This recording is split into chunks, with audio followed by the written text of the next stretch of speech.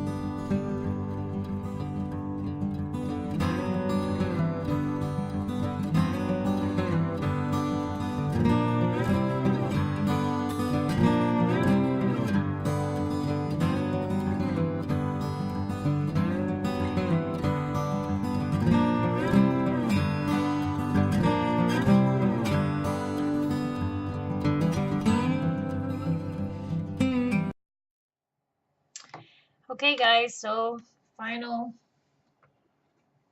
was, I hope it dried out. Yes, it did. So now it is a little crinkly, but with the Bible being closed, it should be able to be straight in a couple of months or so. So I did like doing this. It did take a very long time.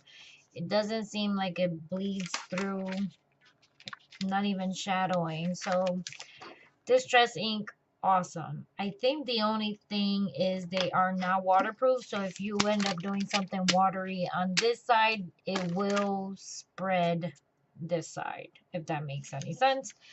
So you would have to deal with the prepping, which I didn't like, as you know. Or probably use some kind of white paint is the only thing I can think of. The acrylic paint. Just to put some kind of coat over it. So that was that. So this was the Bible. And then I'm going to try to get it where so it can shut closed. So now I'm going to put a bunch of other books on top of it so it can so it can at least stay closed, right? And then this was my notes and my prayer. So I did the same thing. I did the little prayer. I did put the two same thing, be still and know that grace wins, May 24th, that's today, and my little prayer. I did notice I forgot to put the verse in here, but I did have a lot of stuff to pray about, so I'm okay with that. But thank you for watching. Subscribe, thumbs up, and I hope you enjoyed the video. Bye.